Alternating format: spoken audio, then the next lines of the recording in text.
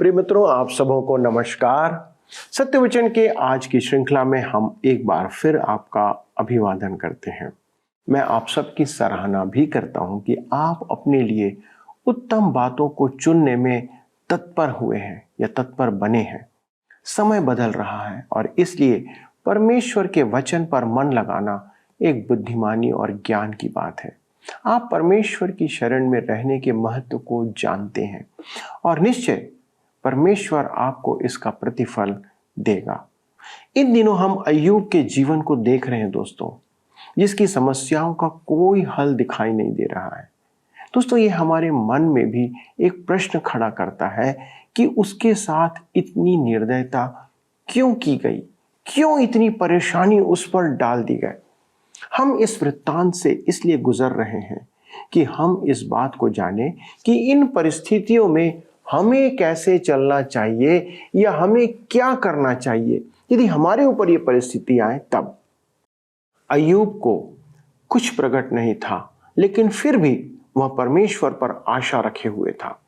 हमारे पास अय्यूब के जीवन का चित्र है कि उसने जीवन के कठिन पलों में कैसे निर्णय लिया, क्या किया। दोस्तों, आज का अध्ययन में वह बाइबल के महानतम कथन को उच्चारता है या उच्चारण करेगा, जो आशा और संतोष से भरा हुआ कथन है। हमें उसी प्रकार विश्वास और भरोसे की आवश्यकता है। आइए आज के अध्ययन से इन बातों को सीखें। मेरे मित्रों, पिछले अध्ययन से हम लोग देख रहे हैं कि अय्यूब के तीनों मित्र उस पर दोष लगा रहे हैं। आज हम अपने अध्ययन में आगे बढ़ेंगे और पढ़ेंगे अय्यूब की पुस्तक 18 अध्याय उसके 9 और 10 पद। यहाँ पर लिखा है, उसकी एड़ी फंदे में फंस जाएगी और वह जाल में पकड़ा जाएगा। फंदे की रस्सियां उसके लिए भूमि में और जाल रास्ते में छिपा दिया गया है। तू फंदे में फंस गया और जैसे भालू, क्योंकि तू चारे से खेल रहा है। यदि यह सच नहीं होता तो तू फंदे में नहीं फंसता। देखिए, बिलदत इन धार्मिक शब्दावलियों का उपयोग करके उन्हें ज्योमेट्री की समस्या बना देता है। पहले आप प्रमाणों को एकत्र करते हैं, तदुपरांत निष्कर्ष निकालते हैं, परंतु जीवन ऐसा नहीं है। एक बात तो यह है कि जीवन में गलत विचार से आरंभ करना आसान है। यदि मूल विचार सही है तो विशेष अनुमान लगाया जा सकता है, परंतु यदि मूल विचार ही सही नहीं तो निष्कर्ष भी गलत हो जाता है। उदाहरण के लिए, यदि क से 10 है और आप क 15 मान लें तो आपका उत्तर सही नहीं होगा, चाहे आपकी विधि सही हो। मेरे मित्रों, ये लोग अपने अपने सूत्र काम में ले रहे थे, परंतु उनका मूल विचार गलत था। बिलदत एक निश्चित नियम निर्धारित करके कहता है कि अय्यूब स्वयं जाकर फंदे में फंसा है, अर्थात उसका कष्ट उनकी करनी का ही फल है। उसका अनुवाद यह भी हो सकता है, उसके पांव ही उसे जाल में ले आए और वह जाल पर चलने लगा। हम अय्यूब की पुस्तक 18 अध्याय उसके 11 से 17 पद में पढ़ते हैं। यहाँ पर इस प्रकार से लिखा हुआ है, चारों ओर से डरावनी वस्तुएं उसे डराएंगी और उसके पीछे पड़कर उसको भगाएंगी। उसका बल दुख से घट जाएगा और विपत्ति उसके पास ही तैयार रहेगी। वह उसके अंग को खा जाएगी, वरन काल का पहलौठा उसके अंगों को खा लेगा। अपने जिस डेरे का भरोसा वह करता है उससे वह छीन लिया जाएगा और वह भयंकरता के राजा के पास पहुंचाया जाएगा। जो उसके यहाँ का नहीं है वह उसके डेरे में वास करेगा और उसके घर पर गंधक छितराई जाएगी। उसकी जड़ सूख जाएगी और डालियां कट जाएंगी। पृथ्वी पर से उसका स्मरण मिट जाएगा और बाजार में उसका नाम कभी ना सुन पड़ेगा। मेरे प्रियो, वह कह रहा है कि दुष्ट की देह रोग से नष्ट हो जाएगी, परमेश्वर की आग उसका निवास जला देगी और उसका नाम मिटा दिया जाएगा। उसका परिवार नाश हो जाएगा, उनका न पुत्र होगा और न पुत्री। उसका उजड़ जाना भावी पीढ़ी को विस्मित करेगा। दुष्ट के विषय में तो यह सब सच है, परंतु अय्यूब के लिए नहीं है। कोई बात पूर्ण रूपेण से सही हो सकती है, परंतु आवश्यक नहीं कि किसी व्यक्ति विशेष पर सही बैठे। अधिकांश यही कारण है कि मेरे विचार में आज परामर्श संकटपूर्ण होता है। मेरे विचार में अनेक अच्छे विश्वासी मनोवैज्ञानिक भी हैं और मैं आपको उनका नाम सुना सकता हूं, परंतु स्पष्ट बात तो यह है कि अधिकांश मनोवैज्ञानिकों का मूल विचार एक नहीं होने के कारण उनका परामर्श कारगर सिद्ध नहीं होता है। इसी प्रकार ये मित्र अय्यूब को परामर्श दे रहे हैं, परंतु सब व्यर्थ है। बिलदद कहता है कि दुष्ट दंड पाएगा और उसका नाम मिटा दिया जाएगा। यह सच है कि इतिहास में कुछ प्रसिद्ध व्यक्तियों जैसे हिटलर को देखें, उसका नाश हो गया, परंतु यह सत्य अय्यूब से सुसंगत नहीं है। अय्यूब की पुस्तक 18 अध्याय के 18 पद में आगे लिखा है, वह उजियाले से अंधियारे में ढकेल दिया जाएगा और जगत में से भी भगाया जाएगा। यह तथ्य संबंधित एक रूपक है, परंतु अय्यूब से संदर्भित नहीं होता है। आगे लिखा है अय्यूब 18 उसके 19 और 20 पद में, उसके कुटुंबियों में उसके कोई पुत्र पौत्र न रहेगा और जहां वह रहता था वहां कोई बचा न रहेगा। उसका दिन देखकर पश्चिम के लोग चकित होंगे और पूरब के निवासियों के रोए खड़े हो जाएंगे। बेटा बेटी नाती पोते सब चाहते हैं, वे गर्व और संतोष का स्रोत हैं। तो भी कभी कभी दुष्टों के बच्चे सबसे अधिक होते हैं। अय्यूब के पास एक भी संतान नहीं बची थी, वे सब मारे गए थे। यह वास्तव में बिलदद की निर्दयता थी कि वह अय्यूब से ऐसी बातें करे। आगे चलकर हम देखेंगे कि परमेश्वर ने अय्यूब को पहले से भी अधिक संतान दी। अय्यूब 18 अध्याय उसके 21 पद में लिखा हुआ है, निस्संदेह कुटिल लोगों के निवास ऐसे हो जाते हैं और जिसको परमेश्वर का ज्ञान नहीं रहता उसका स्थान ऐसा ही हो जाता है। मेरे मित्रों, बिलदद दुष्ट की व्याख्या करता है, उसकी अवस्था और उसका अंत। वह अय्यूब को दुष्टों की श्रेणी में रखता है और कहता है कि वह मार्ग के अंत आ गया है।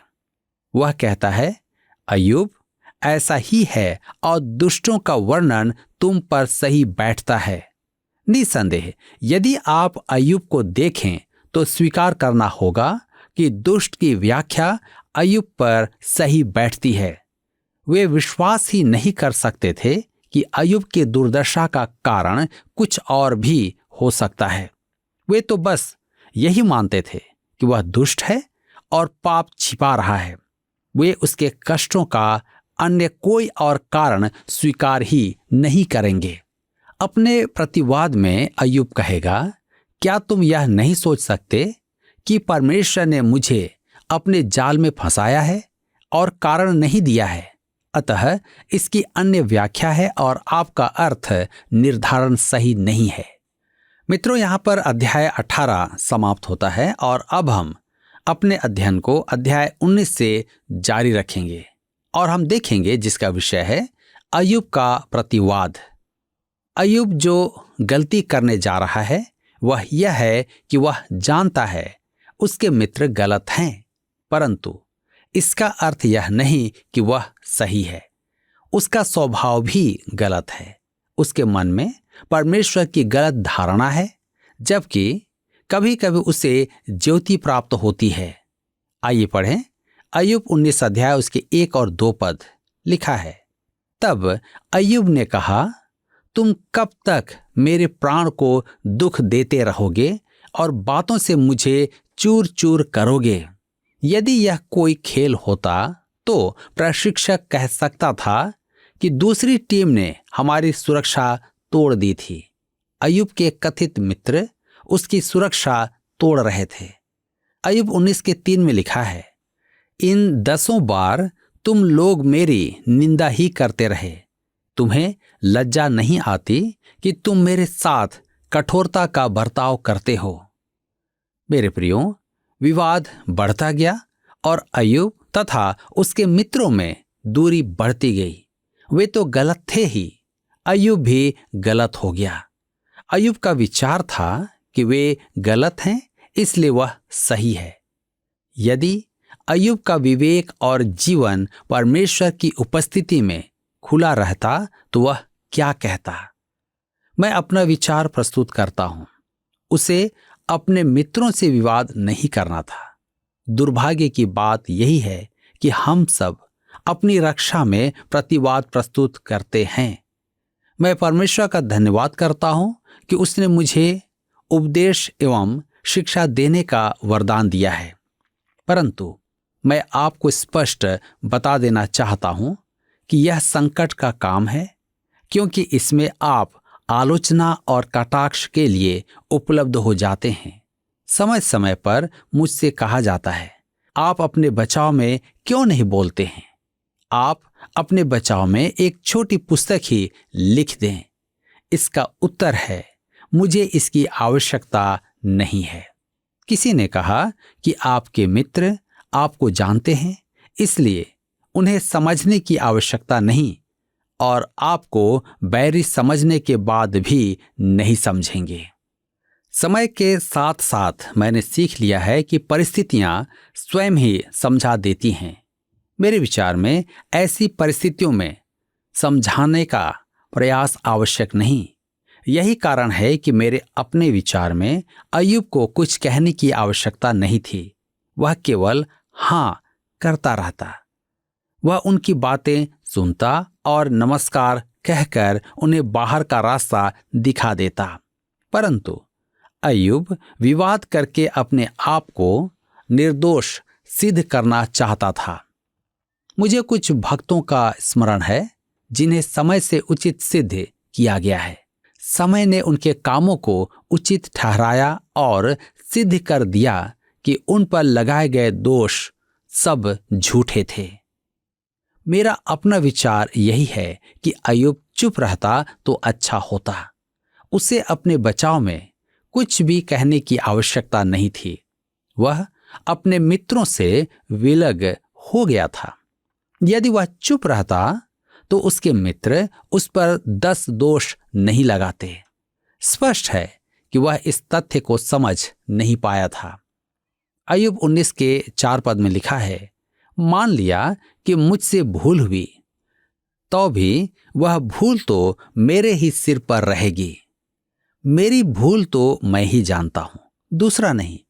उसके मित्र उसकी भूल पकड़ नहीं पाए थे, अतः इसका अर्थ था कि वह स्वयं ही अपनी भूल से अनभिज्ञ था। किसी ने कहा कि परमेश्वर ने हमें सिद्ध नहीं बनाया, परंतु उसने हमें अपनी भूल चूक के प्रति अंधा अवश्य बनाया है। मैं नहीं मानता कि यह परमेश्वर का काम है, परंतु हाँ, यह कहावत सच है। हम सिद्ध तो नहीं हैं, परंतु हम अपने दोष के प्रति अंधे हैं। अय्यूब भी अपने अनेक दोषों के प्रति अंधा है। अय्यूब की पुस्तक 19 उसके 5 और 6 पद में आगे लिखा है, यदि तुम सचमुच मेरे विरुद्ध अपनी बड़ाई करते हो और प्रमाण देकर मेरी निंदा करते हो, तो यह जान लो कि परमेश्वर ने मुझे गिरा दिया है और मुझे अपने जाल में फंसा लिया है। बिलदद कहता था कि अय्यूब स्वयं जाल में फंसा है, परंतु अय्यूब का कहना था कि यह परमेश्वर का काम है और उसने कारण नहीं बताया। क्या यह संभव था कि परमेश्वर ने किसी उद्देश्य के निमित्त ऐसा किया और अय्यूब को कुछ नहीं बताया? निसंदेह हाँ, परंतु उसके मित्र अटल थे कि उनकी बात ही सही है। अब वह अपने मित्रों से निवेदन करता है। आइए पढ़ें। अय्यूब 19 अध्याय 7 पद से 11 पद में लिखा है, देखो, मैं उपद्रव उपद्रव यूं चिल्लाता रहता हूं, परंतु कोई नहीं सुनता। मैं सहायता के लिए दुहाई देता रहता हूं, परंतु कोई न्याय नहीं करता। उसने मेरे मार्ग को ऐसा रूंधा है कि मैं आगे चल नहीं सकता, और मेरी डगरें अंधेरी कर दी हैं। मेरा वैभव उसने हर लिया है और मेरे सिर पर से मुकुट उतार दिया है। उसने चारों ओर से मुझे तोड़ दिया, बस मैं जाता रहा, और मेरी आशा को उसने वृक्ष के समान उखाड़ डाला है। उसने मुझ पर अपना क्रोध भड़काया है और अपने शत्रुओं में मुझे गिनता है। उसका कहना था कि परमेश्वर उसके साथ कठोरता का व्यवहार कर रहा है और इसका कोई न कोई कारण अवश्य है। परमेश्वर का उद्देश्य उसके मित्रों के निष्कर्ष से सर्वथा भिन्न है। अय्यूब स्वीकार करता है कि वह अपने कष्टों में परमेश्वर का यह उद्देश्य नहीं देख पा रहा है। वह कहता है कि उसके प्रियजन उसे त्याग चुके हैं और उसके मिलने वाले उससे दूर हो गए हैं। उसके मित्र उसे भूल गए हैं। उसकी दासियां उसे पहचानती नहीं। उसके सेवक उसकी आज्ञा नहीं मानते। उसकी पत्नी भी उसके लिए अनजान हो गई है। युवा बच्चे भी उसे तुच्छ समझते हैं। उसकी चमड़ी हड्डियों से चिपक गई है। वह कहता है 19 के 20 पद में, मैं मृत्यु से बाल बाल बच गया हूं। वह अपने मित्रों से दया की याचना करता है। आइए हम आगे पढ़ेंगे। अय्यूब 19 उसके 23 और 24 पद लिखा है, भला होता कि मेरी बातें लिखी जाती, भला होता कि वे पुस्तक में लिखी जाती और लोहे की टांकी और शीशे से वे सदा के लिए चट्टान पर खोदी जाती।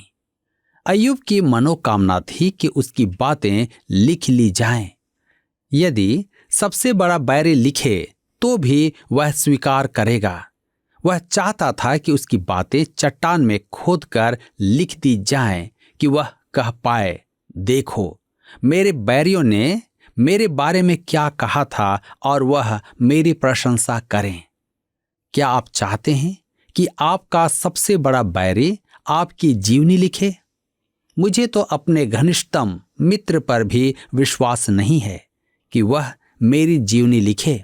मैं तो परमेश्वर की पुस्तक में अपनी जीवनी से संतुष्ट हूं, क्योंकि वहां मेरी जीवनी सर्वथा सही होगी, जो एक महत्वपूर्ण बात है। अब अय्यूब अपने महान विश्वास को व्यक्त करेगा। उसके मित्र उसे हतोत्साहित करना चाहते थे, जो वास्तव में शैतान का काम था।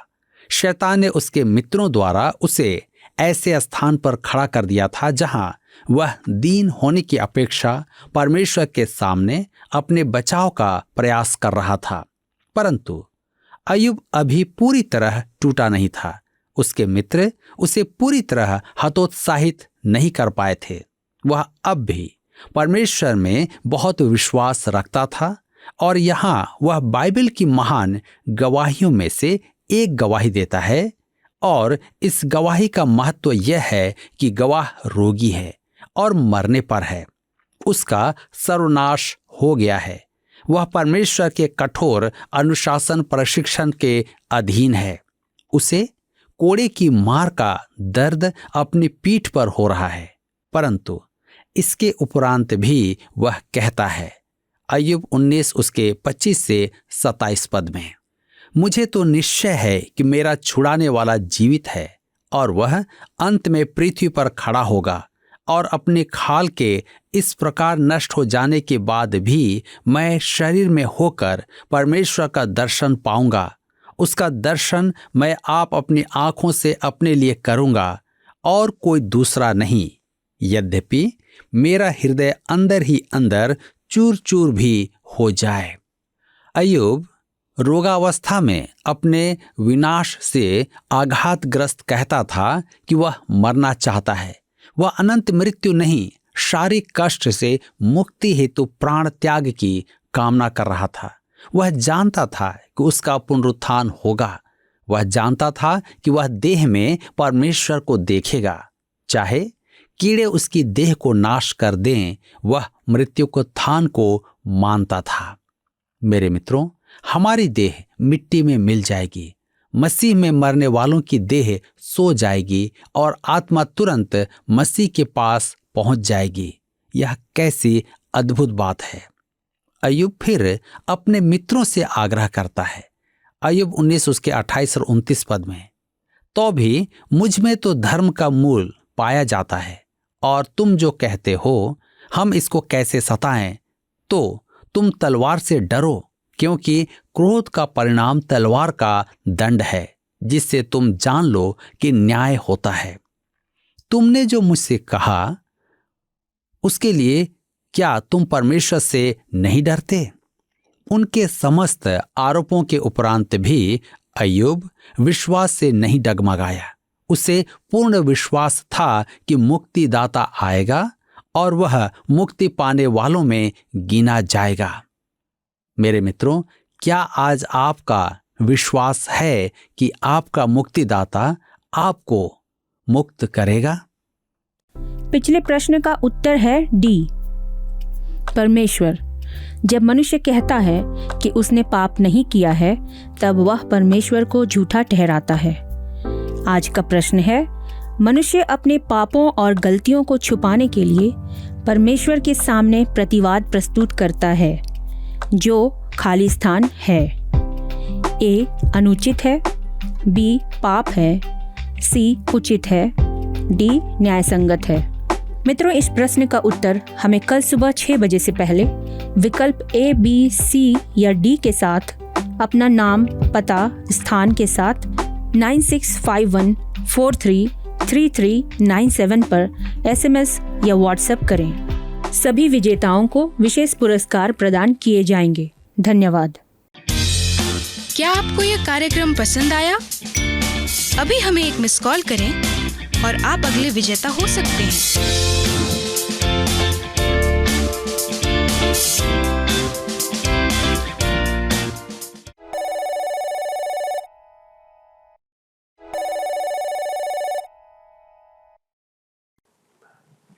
मेरे मित्रों, आपने देखा कि अय्यूब के नाते रिश्तेदार, मित्र, कोई भी उसके विश्वास के साथ खड़ा नहीं था जो वो कह रहा था।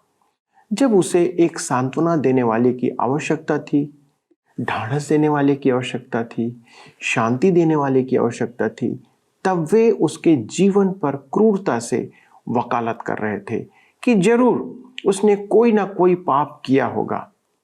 यद्यपि ऐसा कोई प्रमाण उन्होंने नहीं जाना था, ना उनके पास था कि वह उसके कारण इतनी पीड़ा सह रहा हो।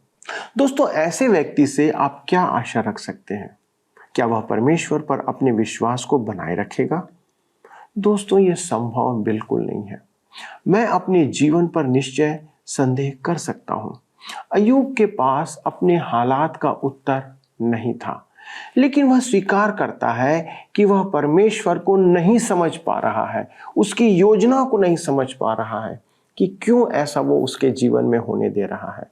उसके पश्चात भी उसके मन में परमेश्वर के प्रति महान विश्वास और श्रद्धा थी। वह कहता है, मुझे तो निश्चय है कि मेरा छुड़ाने वाला जीवित है और वह अंत में पृथ्वी पर खड़ा होगा, और अपनी खाल के इस प्रकार नाश हो जाने के बाद भी मैं शरीर में होकर ईश्वर का दर्शन पाऊंगा। ये था अय्यूब का दृढ़ विश्वास। मित्रों, जीवन में संकट यकीनन आएंगे। बाइबल नहीं कहती कि आपको तकलीफ नहीं होगी, तकलीफ तो होगी, परंतु निकास भी होगा। हमें अय्यूब के समान विश्वास और भरोसे की आज आवश्यकता है। दोस्तों, हमें इस विश्वास, इस भरोसे, इस दृढ़ता के जीवन की आवश्यकता है।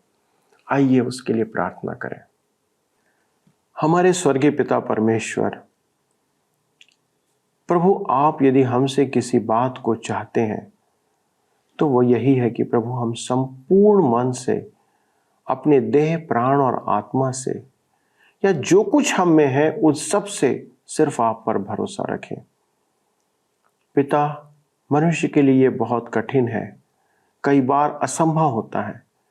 प्रभु, आप हमारी सहायता करें कि हम आप पर भरोसे में बने रहें, क्योंकि बिना विश्वास के आपको प्रसन्न करना अनहोना है, असंभव है। प्रभु, हमारे सारे जितने भी हमारे दर्शक हैं उनके लिए प्रार्थना है कि प्रभु उनमें आप ऐसा विश्वास और भरोसा सृजन कीजिए कि वे दृढ़ता से आप पर विश्वास बनाए रखें। कोई भी बात हमारे जीवन में ऐसी ना हो जो हमारे विश्वास को बिखरा दे, तोड़ दे। अय्यूब के समान कठिनाइयों में भी हमारा विश्वास आप में तटस्थ और दृढ़ बना रहे। प्रभु, आप सहायता करें। हमारे सारे बुजुर्गों के लिए प्रार्थना करते हैं, माता और बहनों के लिए प्रार्थना करते हैं, हमारे भाई और बहनों के लिए, जवानों के लिए, बच्चों के लिए। प्रभु, हमारे जितने भी विवाहित जोड़े हैं उनके लिए प्रार्थना करते हैं। इनके जीवन में प्रभु आपका अनुग्रह होने पाए और ये सब आपकी महिमा को अपने जीवन से प्रकट करें। महिमा आदर आपको देते हुए विनती यीशु के नाम से मांगते हैं, आमीन। दोस्तों, मुझे विश्वास है कि आज के अध्ययन के द्वारा आपने आशीषों को प्राप्त किया होगा, जो आपके विश्वास को बढ़ाने के लिए आपकी सहायता करेगा। अगले प्रसारण में हम इस अध्ययन को आगे बढ़ाएंगे, लेकिन यदि आपके पास कोई प्रश्न है तो हमें लिख भेजें, और यदि आप प्रार्थना निवेदन देना चाहते हैं तो हमें फ़ोन भी कर सकते हैं। और तब परमेश्वर की आशीष आपके जीवन में सदा बनी रहे, यही हमारी विनती है। प्रभु आपको आशीष दे। धन्यवाद।